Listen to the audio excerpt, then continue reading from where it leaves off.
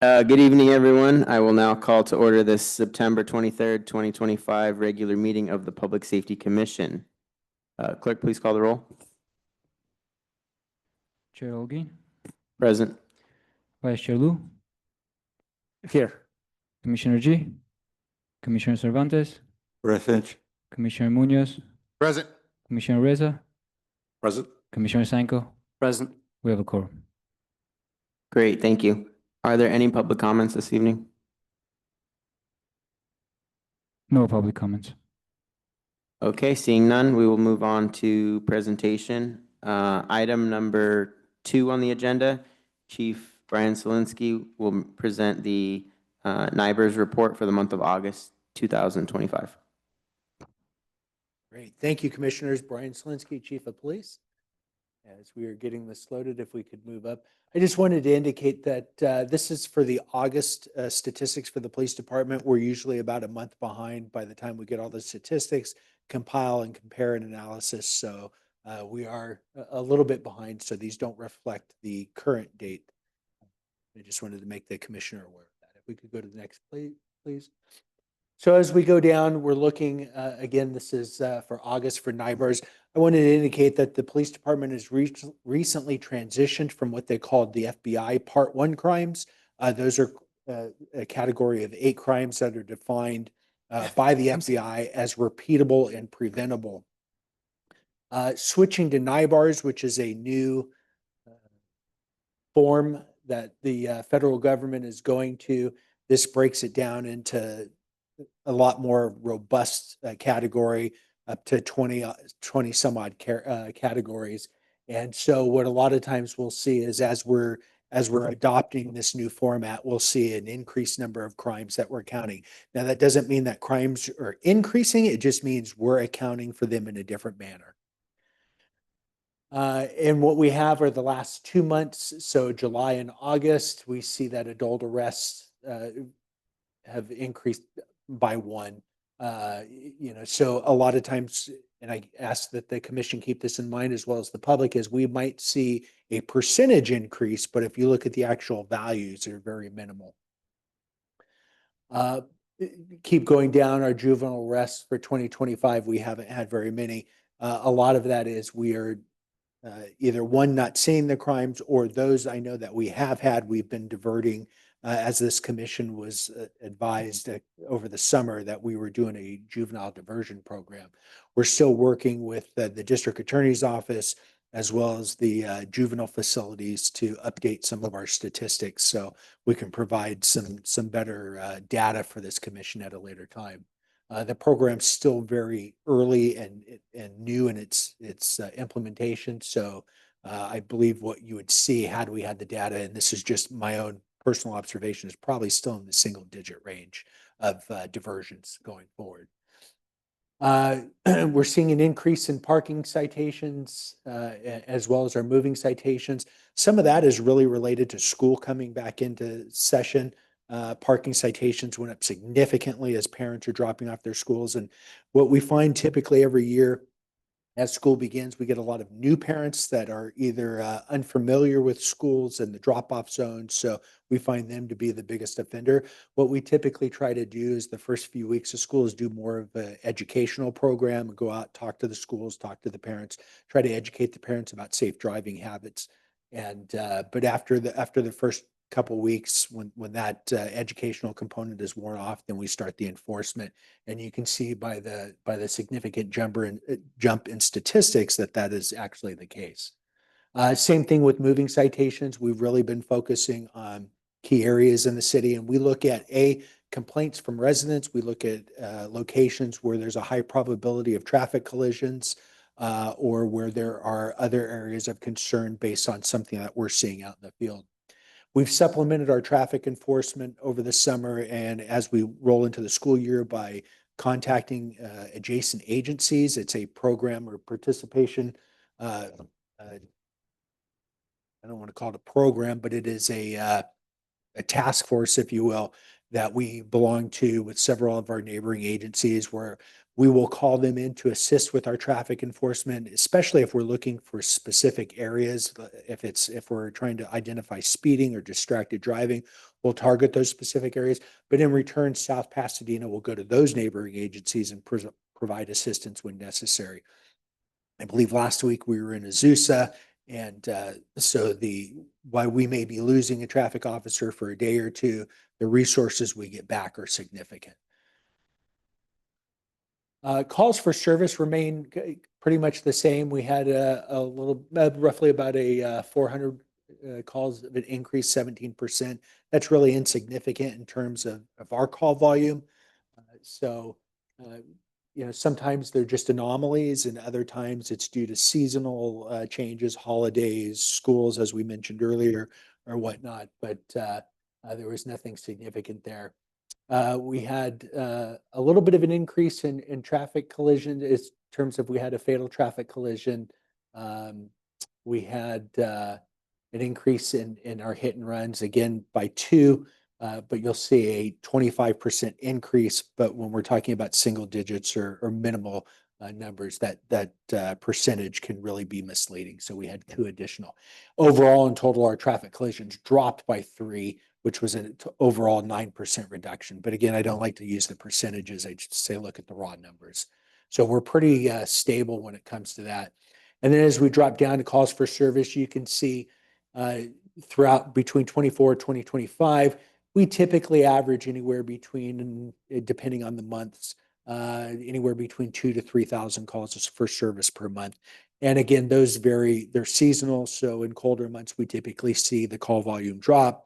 Where warmer summer months, people are out, especially out later in the evening, we'll see the call volume rise. So in terms of total volume, year to date, we're at about 15,833, which is a 15% decline for calls for service. Next slide, please. And these are this is the actual NIBAR's reporting on the right. Those are all the things, I'm sorry, on the left, those are all the categories we track. As I mentioned previously, we did the FBI Part 1 statistics, which were a total of 8 different crime categories. FBI identified those as crimes that are significant in nature, that are preventable, and are repeatable. If we look at the new format, they're much more robust in terms of crime reporting. So that's why we will see our statistics. Our overall statistics will remain the same, but what we're reporting is actually going up just because we're keeping different statistics, which obviously will boost the crime rate. So there's a lot more to it. If you look at our, and they call them Group A offenses, if you look at the total Group A offenses for August, they went down by 13%.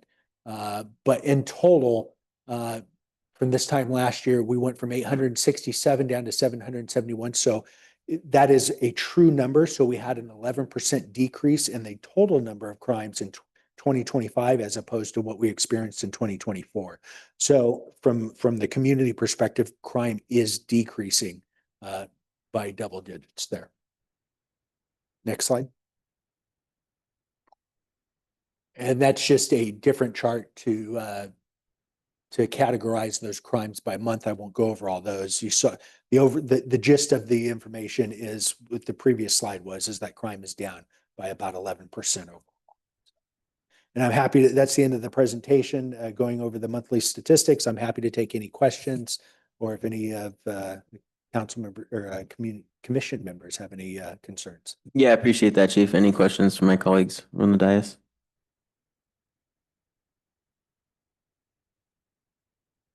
If we have specific concerns on different streets, should we just come and talk to you personally? Absolutely. You can reach out to me. You can reach out, depending on what the question is. If it requires my attention, I'm happy to take any calls or emails, or we can set up a private meeting. If it's just something in general, our watch commanders can handle it, or we have a crime analyst, Detective Richard Lee, and he could probably speak a little bit more if there's something specific that you're inquiring about in terms of statistics.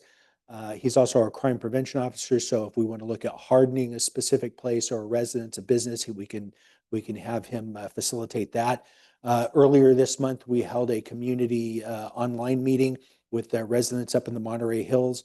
And this is kind of you know, social media is great, but it can get out of hand quickly and a lot of rumors. So there were rumors circulating up in the Monterey Hills that burglaries were increasing to double-digit numbers. And what we found out is it was a lot of rumors, a lot of people repeating the same information in different formats and methods and adding their own information to it. So when we were talking to the residents, it really seemed like crime was spiraling out of control. And when we got down to the numbers, we looked and really wasn't so. So a lot of times if neighborhoods, I'll say this, every neighborhood identifies separately. There are different unique characteristics of every neighborhood in the community. So rather than speaking to the entire city of South Pasadena and talking about crime, we'd rather come out and talk to individual neighborhoods. That way we can address your specific concerns. So if it's something of that nature, we're certainly happy to address it.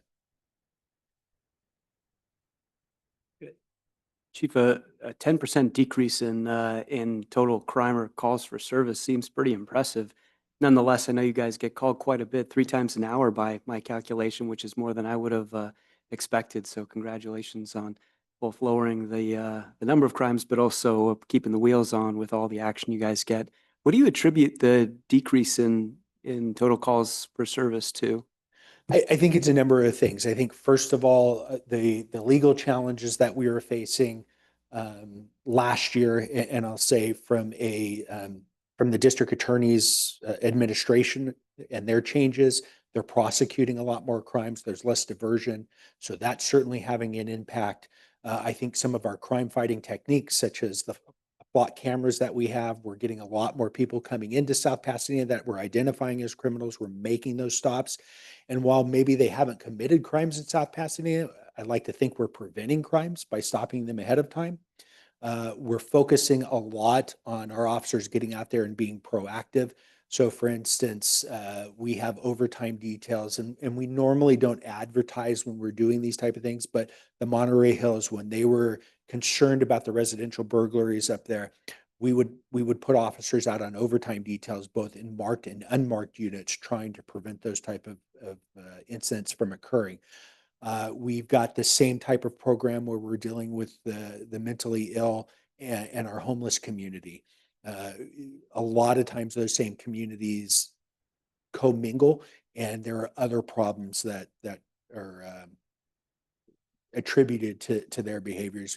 We're seeing a lot of petty thefts, thefts from unlocked vehicles and the like from those communities. So with putting those officers out specifically targeting those groups and those crimes, we're starting to see the impact of that in terms of the numbers dropping. So we're doing a lot of targeted enforcement on top of the regular patrol. So these are programs that we're putting together based on overtime. We're hiring overtime pretty much, you know, almost every day during the week just to supplement these types of calls for service.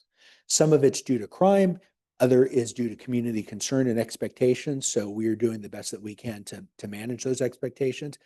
But one of the challenges we're seeing now is with the gold line, or I'm sorry, the A line. We changed the name of that. So we're trying to address concerns there as the sheriff's department is looking at changing their contract and their model of enforcing and being a presence on the gold line. And they're talking about Metro creating its own police department. We're finding that there's a little bit of a gap.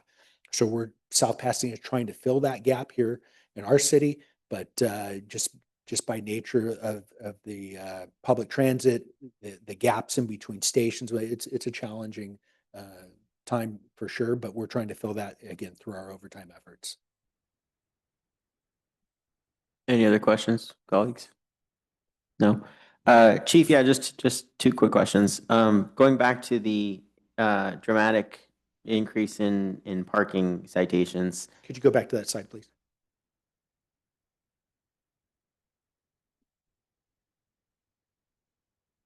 There we go. You attributed it partially to people going back to school and an educational kind of people wanting to educate people on things like that. But has there been any change in enforcement strategy, for example, going from proactive to reactive, or everything has been the same? It's just enforcement strategy is the same. In terms of personnel, we're certainly increasing our staffing. We're almost to our full staff level. So that helps because not only do our parking enforcement officers go out there and do that, that's their primary job, but police officers also supplement that. So when there's a need, obviously more people out in the field, more availability, we're going to see an increase in enforcement. Thank you, Chief. And one last question. I don't recall if it was this month, September, or last month in August, but do you remember, I think dispatch was down for part of a day? Wouldn't surprise me.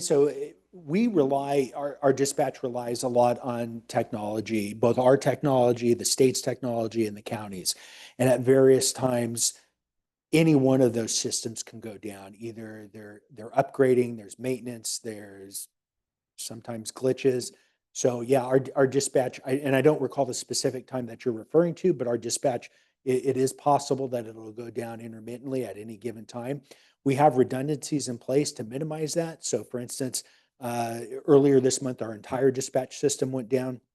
We were able to switch calls and go right to San Marino so that we have that contingency plan in place. We can also do it with Alhambra and vice versa. Okay, yeah, that's the situation I was thinking of. Thank you. So my question on that is, how would that be reflected in calls for service if the calls are going to another municipality? We still collect that data, and depending on the computer system that other agency, for instance, Alhambra shares the same type of computer system, so we can easily translate that data back into our own. If it's another system, say that San Marino has, we will collect that data at the end and input it into our system. So there's nothing that's lost in terms of data. We're still responsible for whatever happens during that day. And a lot of times, even though we may have computer glitches or computer errors where we can't enter data, we still take it by hand when possible, and then we'll go back and manually enter that at a later time. Okay, thank you, Chief. Any other questions from colleagues? No. David, we have a hand raised on Zoom, is that Yes, right? there is one hand raised on Zoom.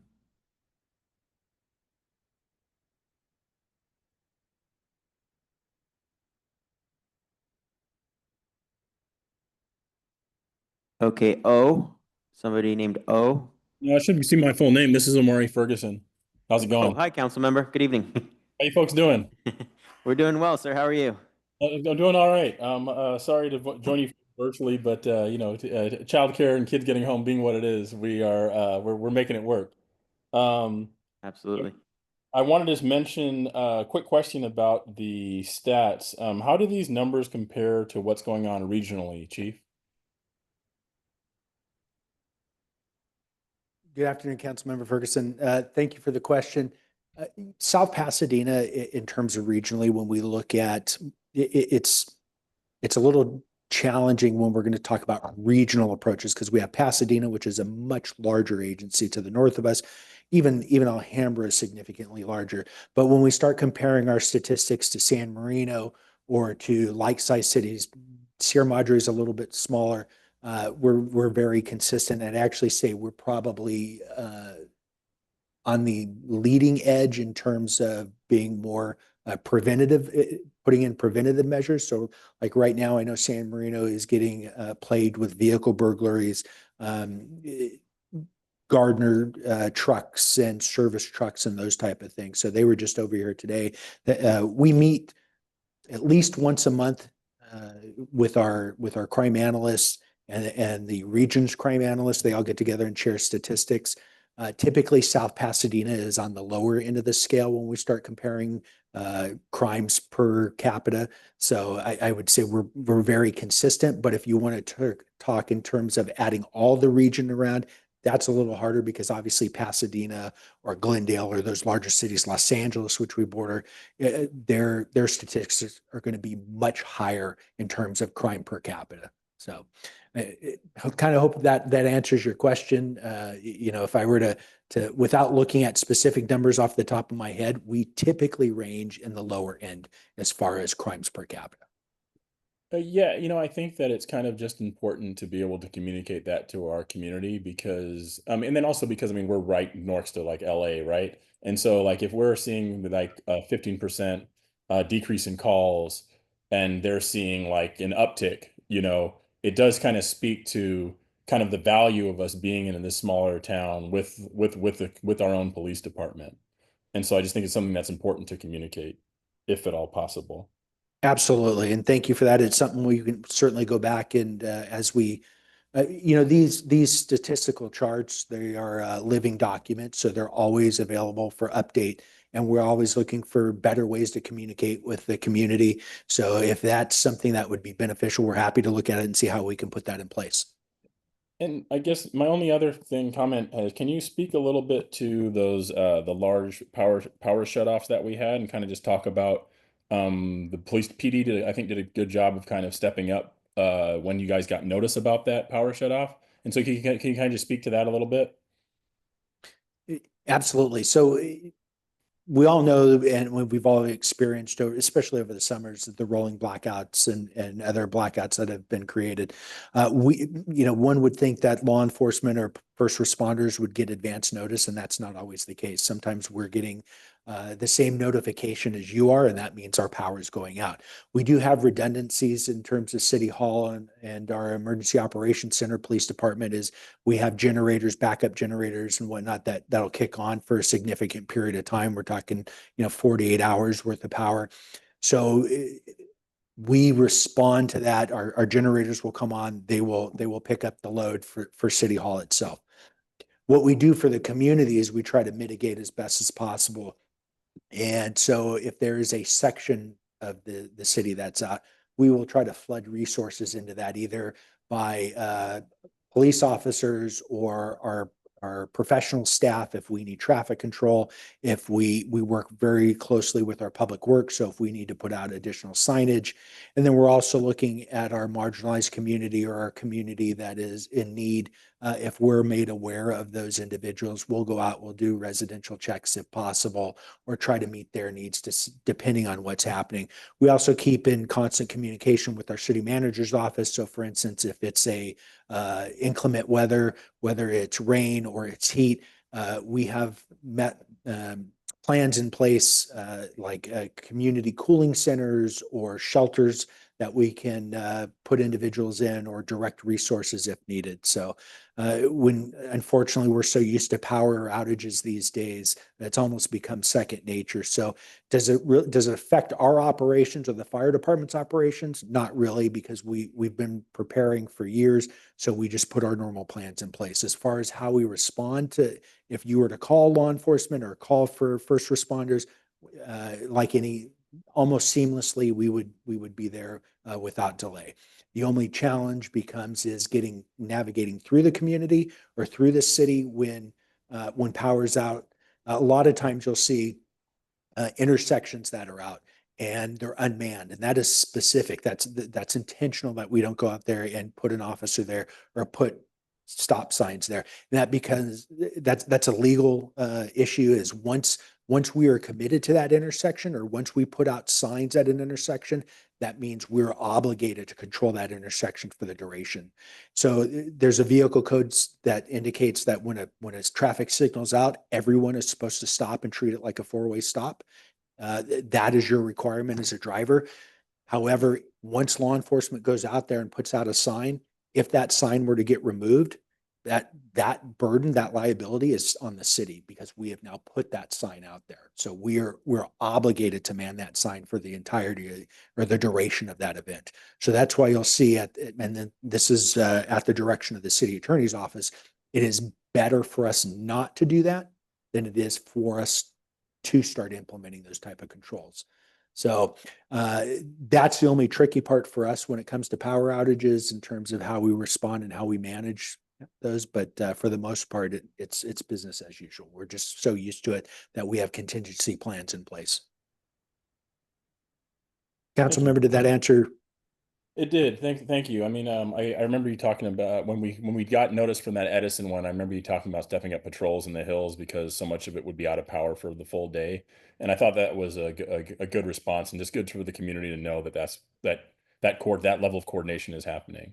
So yeah, anytime it's isolated like that to a specific region of the city, we will try to flood as many resources as we can into that area just so that there's an extra visible presence and that there's resources close by if needed. Yeah, well, I certainly appreciate it as a resident, and I also appreciate it as a council member. So thank you. Absolutely. Thank you. Any other questions? No? We have, Okay. we have two more hands raised on Zoom. Oh, okay. Who's next? Anthony Lai? Oh, sorry. Yeah, Oh, sorry, my hand wasn't raised. I was just watching. okay. Alicia Hugh? I also wasn't raising my hand. I was just watching. Okay, thank you both for your participation. Thank you, Chief, for the presentation. Moving on to item number 3 on this evening's agenda, Corporal Mike Sanchez will make a presentation on Arroyo Vista Elementary School traffic safety. Thank you, Corporal.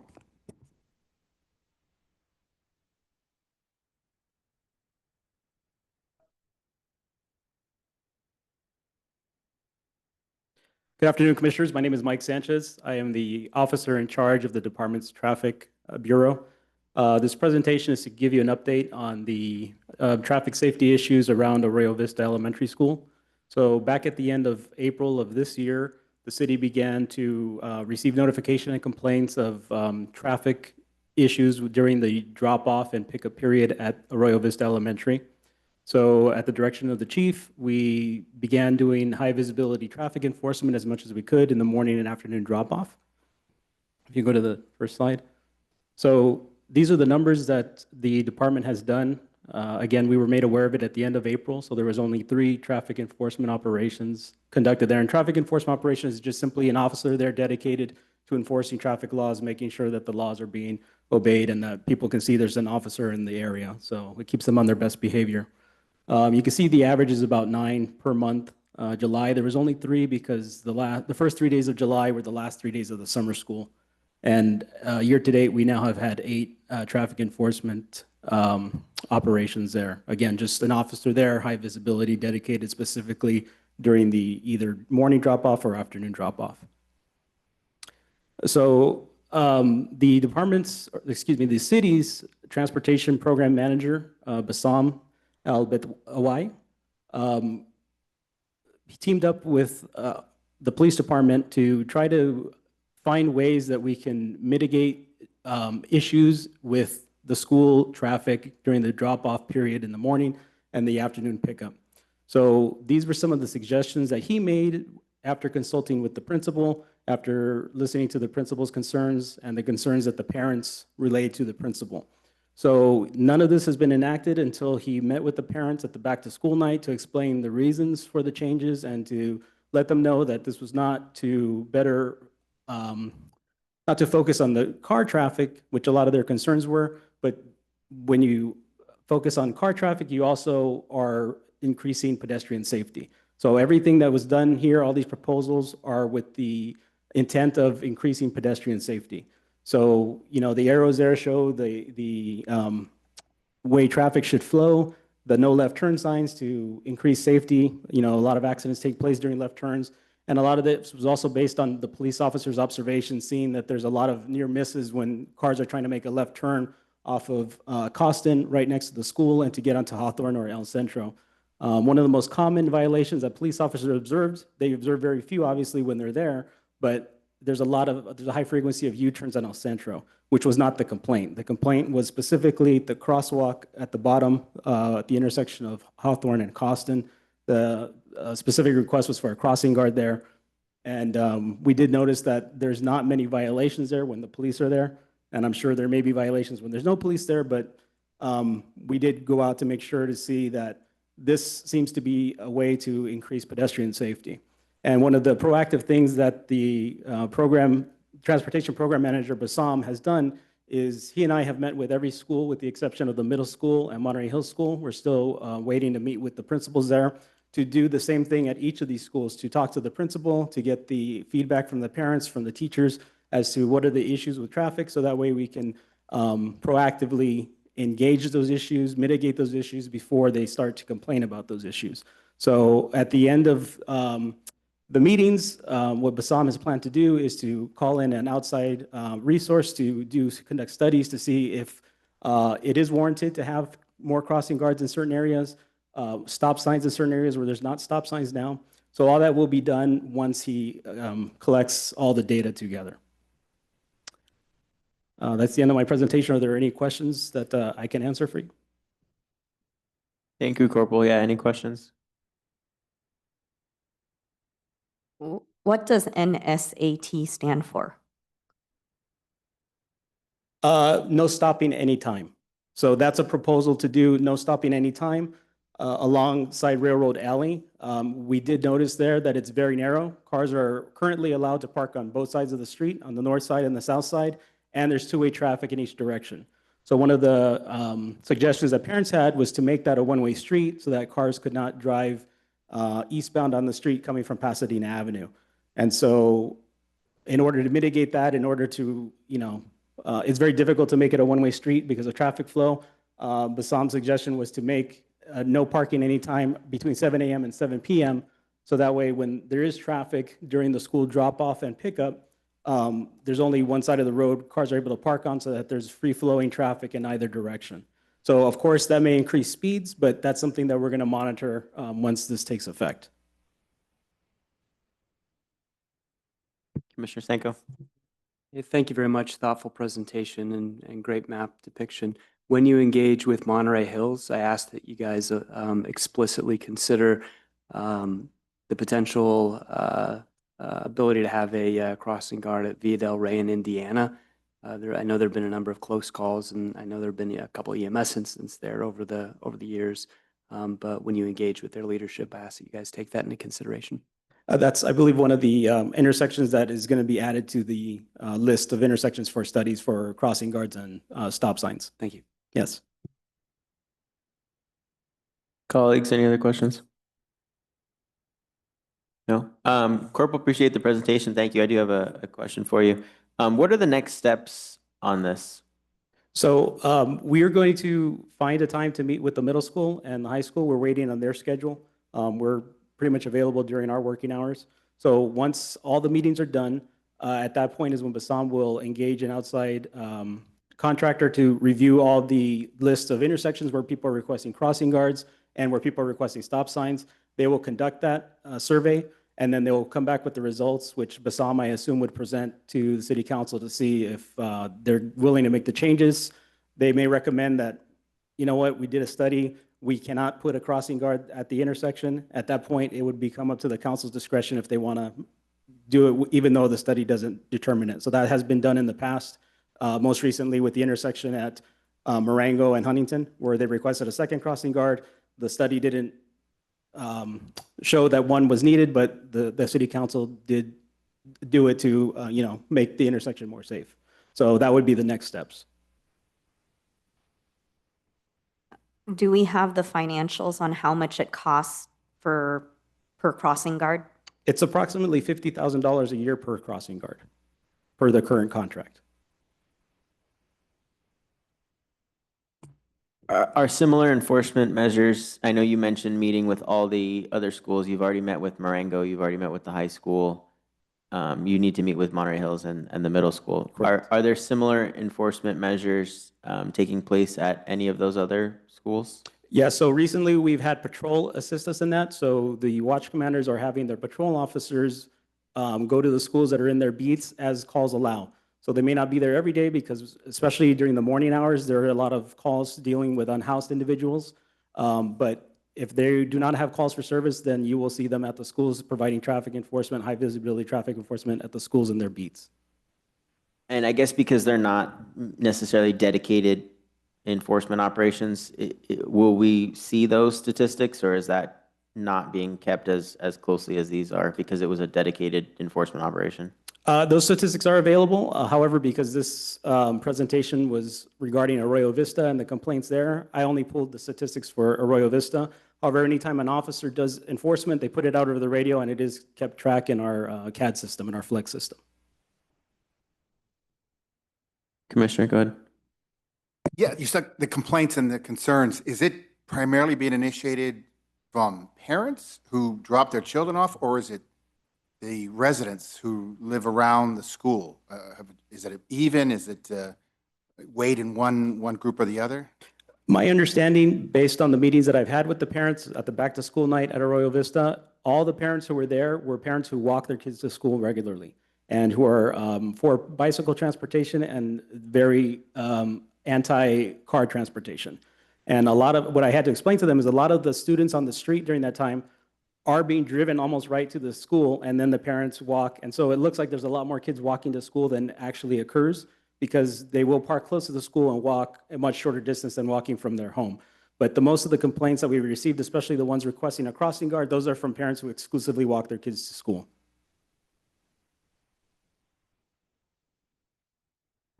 This might be a little off topic, but at the high school, a lot of kids bike. And I don't know if we've had any bike safety programs for them, because I know a lot of them are riding bikes on the sidewalks. I know they should be biking technically on the street, but there's just so much traffic on Fremont. Is that something that you guys could look into as well?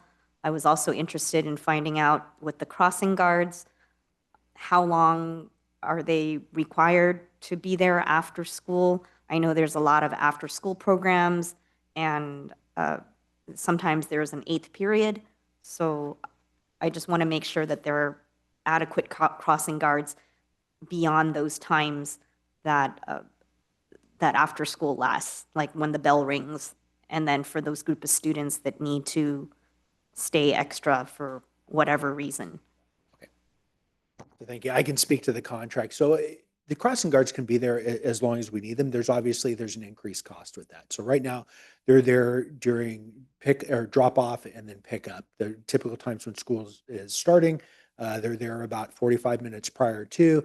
They stay about a half hour after that, and then they come back. Kind of the same thing when school is let out. Obviously, if there's staggered release times, they flex their schedule for that too. But if it's something that the council so desires based on community feedback, we can certainly increase that.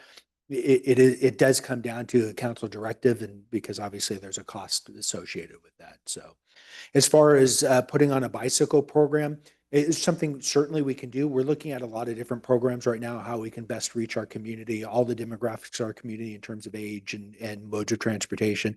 And that's really a lot of what these studies are designed to do, is do we have the traffic flow?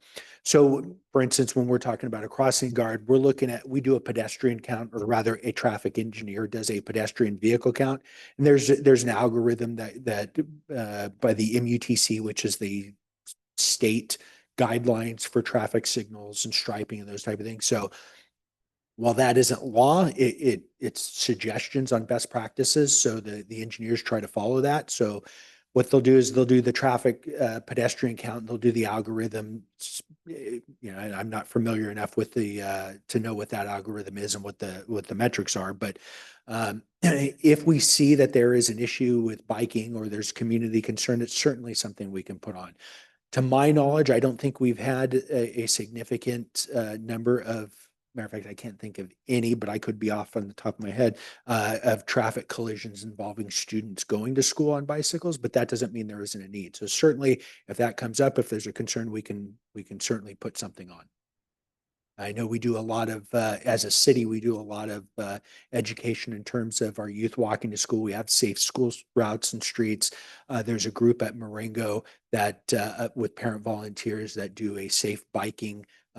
They meet at a central location and they bike to school. So there are a lot of programs like that, and we're happy to be involved. We just need to know when and where, and hopefully a willing participant to join us.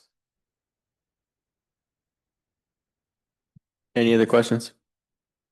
Sorry, Commissioner, if I could just add really quickly, we also are fortunate enough to get a grant every year from the Office of Traffic Safety, and part of the grant does have Bicycle Safety Month in May, and we are required, part of the grant requirements, to do presentations. So one of the problems I've had is, trying to reach out to the schools to get presentations there. So if you know of any administrators, I'm very familiar with a lot of them now because I've been meeting with them for the traffic safety, but I have not yet met with the high school. So perhaps, we can do something in May with the money that we've gotten from the grant from the Office of Traffic Safety, specifically for bicycle safety. I think PTA would be a good outlet for that, and they're always looking for speakers. So Perfect. Thank you for the suggestion. Yeah, the PTA presidents are all online, so there's a PTA website at every school, and then we can also mention it to council PTA. Thank you. Appreciate the suggestion. Since we're here, I know we have a PTA member here in the audience. So if that's something you would help us facilitate, we'd be happy to present.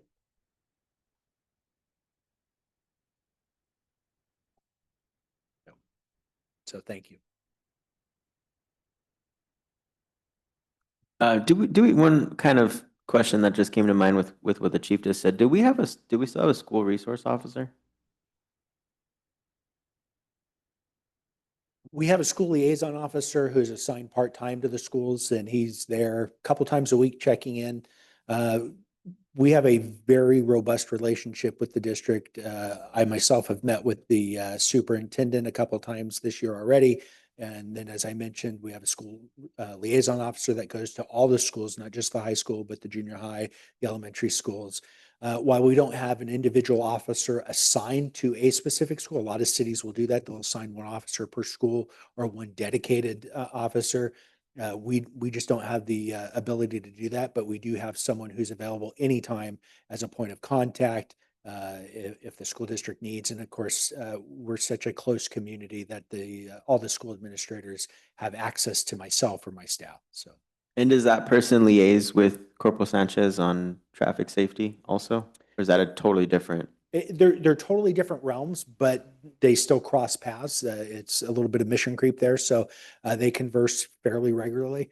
And if there's issues that come up, as I mentioned, we're such a close community and a smaller police department that a lot of times we will see the same individuals focusing on multiple areas. We wear a lot of different hats. So the same guys that are focusing on traffic are the same people that are going to be responding to calls at the school or vice versa. So, why I'd like to say I think it makes us a better police department, just simply because we are more well versed on what's going on in our community. That everyone's aware of the problems at the school, everyone's aware of the traffic issues or the problem streets. So I would be remiss if I thought that we had gaps in our communication when it comes to those type of events. Sounds good. Thank you. Yeah, it's been a few years since I was there, but I do remember seeing a car occasionally there. I'd never had the good fortune of having to talk to that officer, but appreciate it. Thank you, Chief. Absolutely. Seeing no further questions, thank you, Corporal Sanchez. We appreciate your presentation. Thank you for being here with us today. Moving on to item number 4 on the agenda, the minutes of the Public Safety Commission regular meeting of August 26th, 2025. Do I have a motion to approve these minutes? I motion to approve. Do I have a second? I have a second. Okay, the motion is to approve the Public Safety Commission meeting of August 26th, 2025. Clerk, please call the roll. Chair Green, Aye. Vice Chair Lu, Aye. Commissioner G, Aye. Commissioner Cervantes, Aye. Commissioner Munoz, Aye. Commissioner Sanko, Aye. Commissioner Reza.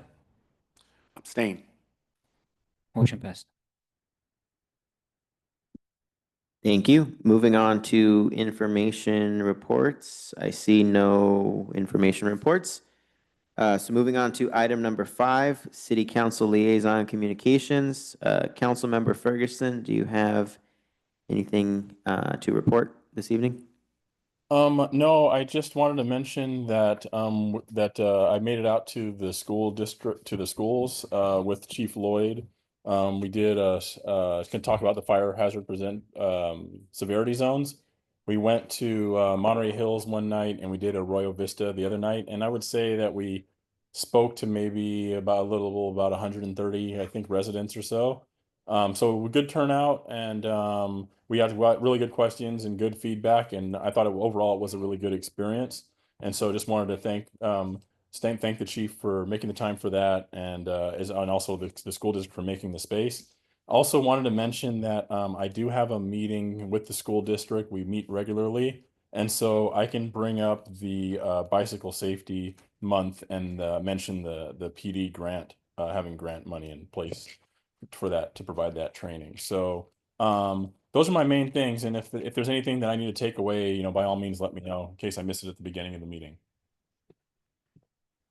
Appreciate it. Thank you, Councilmember Ferguson. Moving on to item number 6, staff liaison communications. Chief Lloyd, do you have anything from fire? Just echoing what Councilmember Ferguson said, and additionally, right after this meeting, we'll also be presenting at the NREC, Natural Resource Environmental Commission, just to spread out and continue that community outreach and communication regarding the new fire hazard severity zone maps. Chief, what was the reaction like from the community to those maps? The reaction was very positive. Everybody understood certainly the concerns from a majority of the community regarding insurance rates. We were able to talk with them about delineating between what a hazard map is and what a risk map is. The fire hazard severity zone map is a hazard map. It doesn't take into account things like defensible space or home hardening. It looks just at the land as it lays and the potential for hazards. Whereas a risk map, which is what the insurance companies use, look at the values at risk, particularly the structure and the properties in that. And so that was helpful. We also got some good feedback on different things, such as vegetation, what to do. So what we're bringing forth up here in the upcoming months is a vegetation management standard so that we can help our residents know what right looks like and really how they can create defensible space, how they can manage their properties and their private property to reduce the risk from wildfires as well. And then in addition to that, we did bring up or there was some discussion about parking the streets up there, and surprisingly, we got a pretty strong support for looking at fire lanes and doing that so that we can hopefully not restrict any responses from our emergency vehicles up to those narrow streets in the Monterey Hills area. Thank you, Chief. Chief Zielinski? Great, thank you. There is a need for a special commission meeting if the commissioners would oblige us coming up in the next week or two. We need to hold a public hearing for the police department's military equipment. This is an annual report that we present first to the commission and then to council, and it is highlighting the items that we possess that are deemed military equipment. David, do you have the calendar available? Yes, there is an availability next Tuesday. If commissioners are available, there is an availability at 4 o'clock next Tuesday. We will need 10 days for a public hearing notification. 10 days. So we'll have to look beyond that one.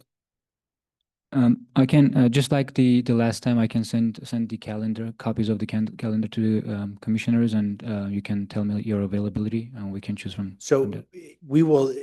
Let's do that. We will send you guys a notification with some options and some days if you would look at your calendar and then respond back to David.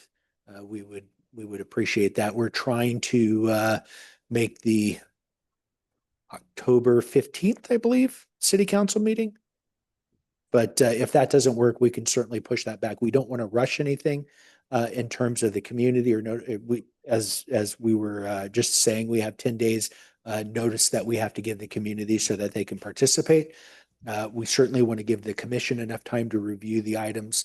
I will say that there are no new items from the previous report, but we still want to give everyone enough time to review it, formulate some questions so that when we do meet back, we have the answers that you're looking for. But something to put on your radar, we will send out a list of calendar options for you if you would just let us know when you receive that, and we'll look at scheduling something. Councilmember Ferguson? Yeah, what I was going to suggest is that the other thing too, if you guys can find a date, great. If you need an option, one thing you could propose doing is doing kind of like that joint session type meeting, like we've done for some of the other finance stuff, where basically there's like a commission meeting right at the start of a council meeting. And so then it kind of allows for the commission to meet and council to meet at the same time if scheduling becomes an issue. That's just something that I would suggest, considering. Certainly could do that if we can't find something, but we will get back to you within the next day with some, as soon as we can, with some options. So if you check your schedule, just let us know what your availability is, and then we'll make the appropriate arrangements. Lastly, I'd just like to say this will be my last commission meeting. I will be retiring in December. November, we're dark for the holidays, but I just want to express my appreciation to the commission members for your partnership, for your support, and for your civic engagement. It has been a pleasure being here and working with all of you. And I can't tell you how appreciative I am. It's such a great commission. And over the years, working with all of you and your support, your ideas, it has been the highlight of my career. So I just thank you all very much. And I appreciate your friendship, both personally and professionally. So thank you.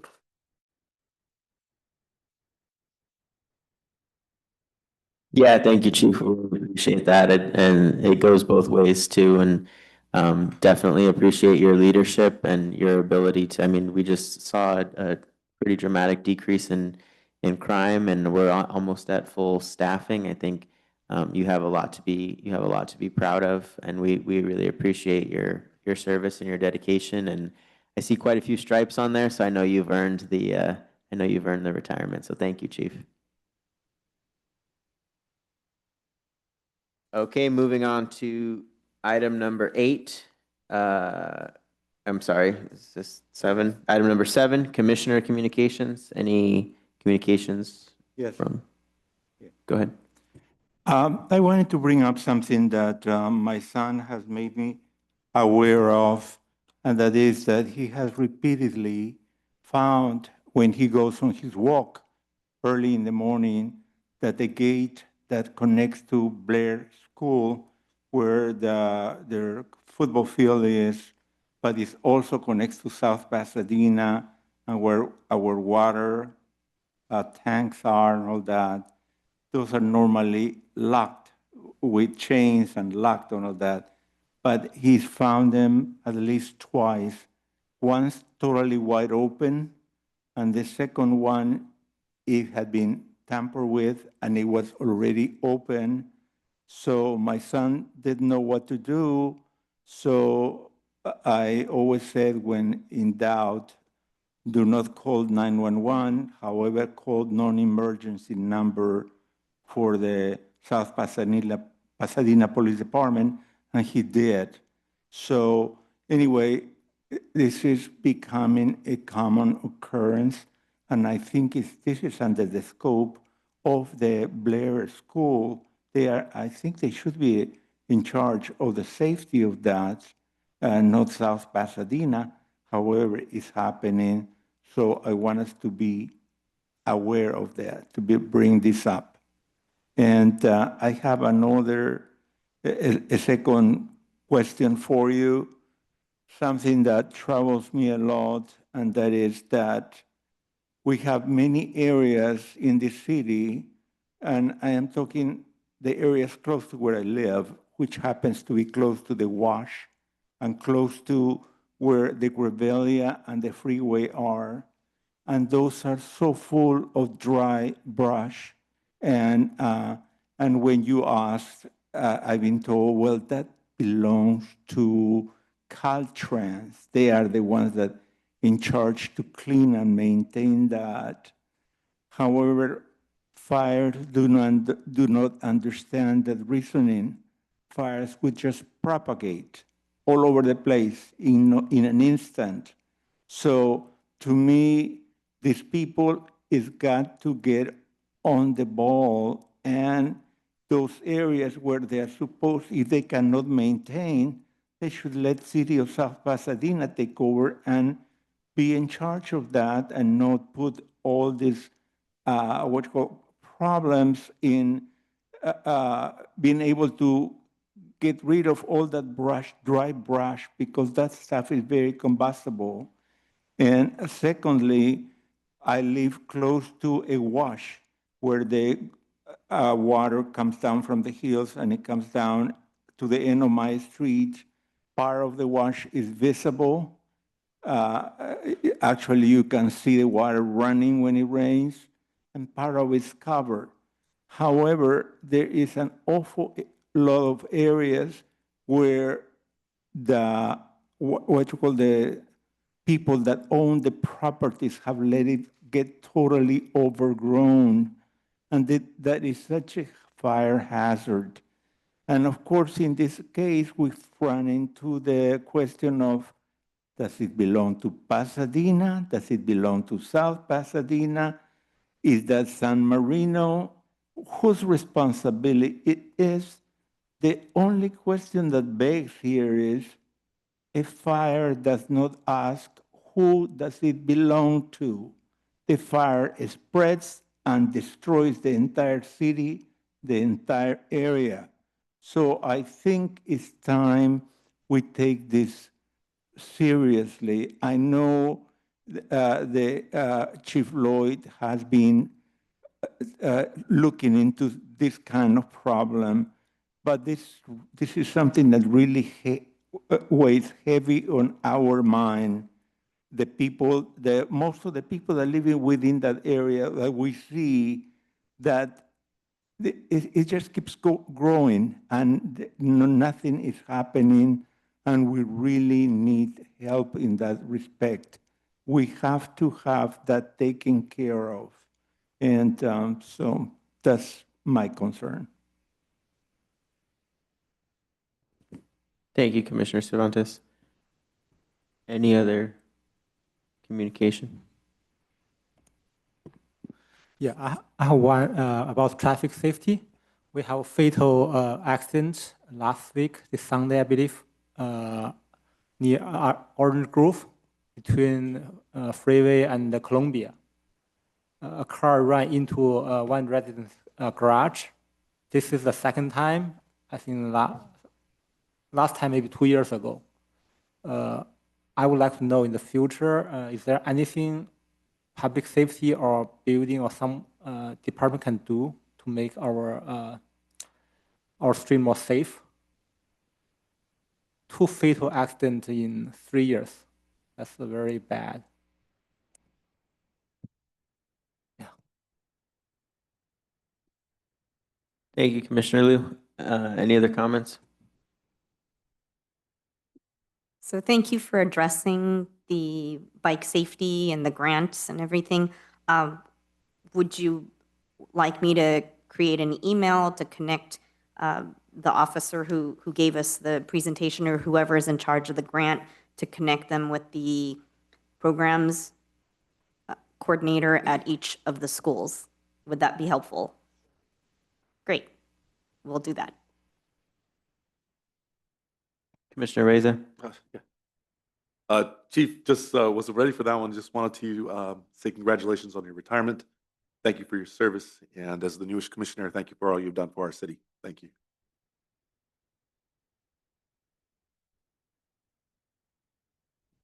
Yeah, just one comment. I don't know if this is something Councilmember Ferguson can speak to, but I did notice that on the September 17th agenda, there was a proposal to approve the MOUs with the POA and the Firefighters Association. I was just curious if that went through. I see Chief Lloyd nodding yes for fire. Chief Solinsky nodding yes for the POA. Yes. Okay. Awesome. Seeing no further comments, I will now adjourn today's meeting at 5:29 p.m. Our next regular meeting will be held on October 28th, 2025 at 5:30 p.m.